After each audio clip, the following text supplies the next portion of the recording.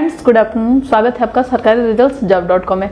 Friends C TET की class में आज भी हम ईवीएस के क्लासेस लेने वाले हैं जो कि एनसीईआरटी पे बेस्ड पैटर्न है।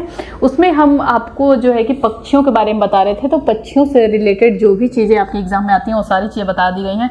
बस उसमें बचे हुए थे पक्षियों के कुछ विशेष चोंच के प्रकार दिए जाते हैं कि किन पक्षियों की चोंच किस प्रकार से होती है, क्योंकि उनके चोंच की एक विशेष बनावट होती है जिसके आधार पर वो अपने शिकार को कर पाते हैं या फिर अपने दैनिक आहार को कर पाते हैं या फिर अपने रहने के लिए जगह को चुन पाते हैं या फिर अपने चोंच से उसको घोंसला बना पाते हैं। तो ये उनके चोंच के बनावट पे ही ये तय होता है, उसको देखेंगे। और पक्षियों के पंजे पे देखेंगे, क्योंकि इस पे बेस्ड जो आपका प्रीवियस जो भी ऑनलाइन एग्जाम हुए थे उसके लगभग हर एक शिफ्ट में इससे संबंधित क्वेश्चन देखे गए थे।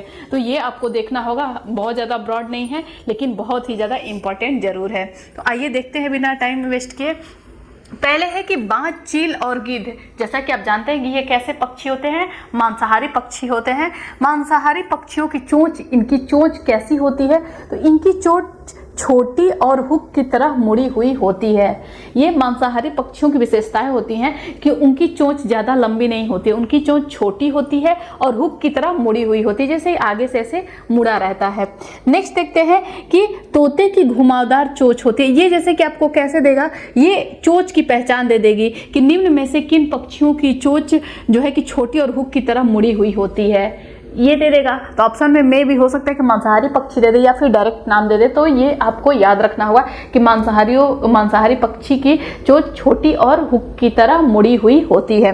नेक्स्ट है कि तोते की घुमावदार चोंच होती है। आपने तोता तो देखा ही है, पैरेट, तो उसकी चोंच घुमावदार होती है। उससे क्या उसको फायदा होता है, वो उसको फल कुतरने में सहायता करती है। तो है कि फल कुतरने में जिससे उसको मदद मिलती है। नेक्स्ट देख लेते हैं कबूतर और गौरैया आदि के बारे में। तो कबूतर, गौरैया आदि जानवर की चोंच छोटी, चौड़ी और मजबूत होती है। इनकी चोंच छोटी और हुक की तरह मुड़ी हुई थी, जबकि गौरैया और कबूतर यानी कि जो पक्षी अनाज चुनते हैं उनकी चोंच छोटी होती है, चौड़ी होती है और बहुत ज्यादा मजबूत होती है, जिसके कारण चौड़ी होने के कारण वो अनाज की फलियों को जो है कि आसानी से तोड़ने में उनकी मदद करती है। मजबूत होती है, छोटी, चौड़ी और मजबूत होती है। ऐसी चोंच अनाज के दानों को फोड़ने में मदद करती है या फिर फोड़ने में सक्षम होती है। नेक्स्ट इसमें देखते हैं कि मिट्टी, कीचड़ से कीड़े या अन्य छोटे छोटे जीवों को पकड़ने वाले पक्षियों की चोंच क्या होती है, लंबी होती है, पतली होती है और नुकीली होती है, सुई नुमा होती है। जैसे कि आपने सारस देखा है, बगुला देखा है।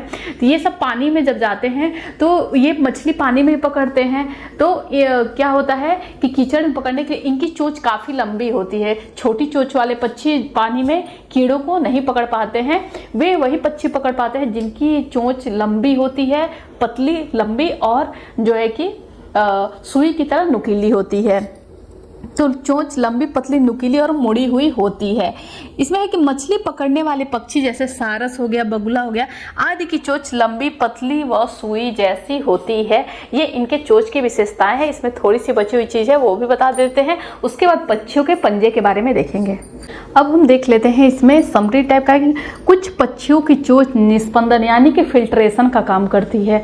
फिल्ट्रेशन का काम किस तरीके से करती है, यानी कि कितने भी कीचड़ में उसका जो है कि आहार क्यों ना हो, यानी कि जैसे बगुला हो गया, उसको अगर मछली निकालनी है पानी में से, या फिर बतख हो गया, उसको पानी में से मछली निकालनी है, तो उसको जैसे कि कीचड़ भी होता है, कीचड़ में भी मछलियाँ रहती हैं, तो उसमें से वो जो है कि कीड़ों को या फिर मछलियों को ले लेता है और उसके अंदर फिल्ट्रेशन की ऐसी शक्ति होती है उसके चोंच में कि वो कीचड़ को अलग गिरा देता है और जो है कि मछली को या फिर उस कीड़े को पूरी तरीके से फिल्ट्रेट करके, साफ करके और उसे आहार के रूप में ले लेता है। तो वही है कि कुछ पक्षियों की चोंच में निस्पंदन यानी कि फिल्ट्रेशन सिस्टम की प्रणाली होती है, यानी छानने की प्रणाली होती है। यानी कि जो चीज़ें मतलब अगर कीचड़ के साथ उसके मुंह में उसका आहार जा रहा है तो कीचड़ को या फिर जिस तरीके का भी डस्ट हो उसको अलग करने की क्षमता उसके अंदर होती है, छानने की प्रणाली होती है। इन पक्षियों के उदाहरण कौन कौन से हैं, हंस, बत्तख इत्यादि होते हैं। एक क्वालिटी आपको और बताएं कि हंस और बत्तख दोनों दिखते तो एक समान है, लेकिन अगर कहा जाए कि अगर इनकी पहचान करनी हो कि कौन हंस है और कौन बत्तख है, तो इसमें क्या करते हैं कि इनको अगर दूध में अगर आप पानी मिला करके दे देते हैं तो हंस में ये क्वालिटी होती है कि वो सारा दूध पी जाएगा और पानी ज्यों का त्यों बचा रह जाएगा। ये हंस के अंदर एक विशेष क्वालिटी होती है औरों की अपेक्षा। तो ये जो है कि बत्तख भी हालांकि फिल्ट्रेशन का काम करता है, लेकिन जहाँ दूध की बात आती है, लिक्विड की बात आती है, तो हंस के अंदर एक क्वालिटी होती है कि वो दूध में भी फिल्ट्रेशन का काम कर लेता है कि अगर दूध में आप पानी मिला के देते तो दूध पी जाएगा और पानी ज्यों का त्यों बचा रह जाएगा। तो हंस, बत्तख इत्यादि हैं ऐसे पक्षी पानी के आसपास रहते हैं तथा अपना भोजन चोंच में लेने के बाद अन्य पदार्थ जैसे कीचड़ इत्यादि को अलग कर देते हैं। कुल मिला जुला के फिल्ट्रेशन का काम करते हैं। इनकी चोंच की बनावट कुछ इस प्रकार होती है। ठीक है, अब आइए कुछ पक्षियों के पैर के बारे में देख लेते हैं, उनके पैर की क्या विशेषताएं हैं। वो पैरों के कारण, जैसे कि कुछ पक्षियों के झिल्ली नुमा पैर होते हैं जिसके कारण उन्हें जो है कि पानी में तैरने में आसानी होती है। और अन्य पंजों के बारे में देख लेते हैं, किस पक्षियों के किस तरीके के पंजे होते हैं जिससे कि वो किसी भी पतली तार पे भी बैठ जाते हैं, गिरते नहीं है, किस तरीके से पकड़ बना लेते हैं। इत्यादि चीज़ों के बारे में देखते हैं और पक्षियों के बारे में जो भी कुछ छोटे बड़े इंपॉर्टेंट टॉपिक्स हैं वो देख लेते हैं।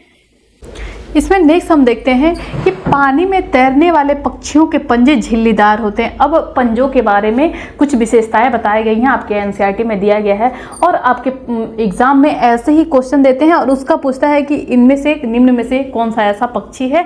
तो आप इसके बारे में थोड़ा बहुत जान लीजिए कि पानी में तैरने वाले पक्षियों के पंजे झिल्लीदार होते हैं, यानी कि जो उनके ऐसे पंजे होते हैं तो ये बीच में भी उनके जो है कि ये झिल्ली नुमा जो है कि परत होती है जिसके कारण उन्हें तैरने में आसानी होती है। आप देखते होंगे गोताखोर जो पानी में जाते हैं वो भी जो है कि कुछ कॉस्मेटिक्स चीज़ों से बनी हुई ऐसे झिल्लीदार नुमा पंजे या फिर पीछे की आकृतियों में पहन लेते हैं जिससे उनको तैरने में आसानी होती है। तो झिल्लीदार होते हैं ये, झिल्लीदार पैर उन्हें तैरने में मदद करते हैं। जैसे कि बत्तख के देख लेंगे, राजहंस यानी कि हंस के देख लेंगे, पेलिकन के देख लेंगे। तो इन सब पक्षियों के नाम आप याद रखेंगे, क्यों? क्योंकि ये आपके एनसीईआरटी में ये नाम दिए हुए हैं। तो आपको अगर पक्षियों के नाम पूछे जाते हैं तो इनसे बाहर कुछ भी नहीं आएगा। और ये झिल्लीदार पैर होते हैं जो उन्हें तैरने में मदद करते हैं, ये आप याद रखेंगे। नेक्स्ट है कि जिन पंजों में आगे की तरफ फैली 3 उंगलियां होती हैं और पीछे से 1 उंगली होती है, यानी कि पक्षियों का जो पैर होता है तो आगे से ऐसी 3 उंगली होती है और पीछे से 1 ऐसी उंगली होती है। आपने देखा हो कि ऐसी किसकी उंगली होती है? तो ऐसी उंगली गौरैया की होती है। ये अक्सर जब भी कहीं बैठती है, तार ओर पे बैठती है, तो आपने देखा होगा कि या फिर कौवे की हो गई या फिर गौरैया की होगी, तो ये आगे से इनके 3 ऐसे पंजे होते हैं और पीछे से एक ये होता है जिसके कारण वो किसी भी डाली पे ऐसे बैठती है तो उसको पकड़ बनाने में इस ग्रिप से उसको आसानी मिलती है। तो आगे से 3 होते हैं और पीछे से 1 होता है जो उसको पेड़ की टहनियों पे या किसी तार पे बैठने में वो आसानी होती है, पकड़ बनाता है। तो पंजे की टहनियों पर बैठने में मदद करते हैं, जैसे गौरैया के, कौवा के, ये सब हो जाएगा आपका। ठीक है, तो ये देगा कि निम्न में से किन पक्षियों कौन सा ऐसा पक्षी है जिसके आगे की 3 की उंगलियां और पीछे से 1 उंगली होती है जिससे पेड़ की टहनियों में बैठने में मदद मिलती है। तो गौरैया के, कौवा के, ऐसे आप बता सकते हैं। नेक्स्ट है कि आगे की ओर फैला पंजा नरम सतह पर चलने में क्या होता है? मदद करता है। आगे की ओर फैला पंजा अगर किसी जो है कि पक्षी का है तो वो नरम सतह पे चलने में मजबूर होते। देखते हैं कि जैसे वो हो गया, मुर्गा हो गया, उन सब के पंजे देखेंगे कि गद्दीदार होते हैं तो वो उनको जमीन पे चलने में मदद करते हैं। अक्सर पक्षियों के जो है कि पैर गद्दीदार होते हैं जिनमें वो जमीन पे चलते हैं, जैसे बत्तख हो गया, ये सब जमीन पे भी चलते हैं, पानी में भी रहते हैं। तो इनके जो पंजे होते हैं वो गद्दीदार होते हैं, नरम होते हैं, जिससे इनको जो है कि जमीन की सतह पे चलने में आसानी होती है। ठीक है, अब नेक्स्ट देख लेते हैं। अच्छा, इनको चलने में आसानी होती है। आप अगर गौरैया को देखेंगे या फिर कौवा को देखेंगे तो नॉर्मली नहीं चलते हैं, वो फुदकते हैं जमीन पे भी, वो फुदक के यानी कि उड़ उड़ के चलते हैं, थोड़ा फुदक फुदक के चलते हैं। जबकि जो है कि बत्तख है वो बिल्कुल जो है नॉर्मल चल लेता है, जानवरों की तरह एकदम आराम से चलता है, उसे कोई दिक्कत नहीं होती है। तो जिनके भी गद्देदार होते हैं या फिर मुर्गा देख लें, इस तरीके के जो भी पक्षी होते हैं उनके पंजे गद्देदार होते हैं जिससे वो उनको जमीन की सतह पे चलने में आसानी होती है। ठीक है, अब कुछ पक्षियों के बारे में कुछ बहुत ही इंपॉर्टेंट चीज़ें हैं जो कि आपको बताना बहुत जरूरी है, वो पॉइंट टू पॉइंट आपको बताएंगे हम वो आपके एग्जाम में डायरेक्टली आते हैं। जैसे कि क्या विशेषता होती है कि जैसे पक्षी के सिर के दोनों तरफ आंखें होती हैं, पक्षियों के आंख की पुतलियां घूमती नहीं है, मनुष्यों की तरह घूमती नहीं है, उन्हें और देखने के लिए अपने सिर को इधर उधर घुमाना पड़ता है।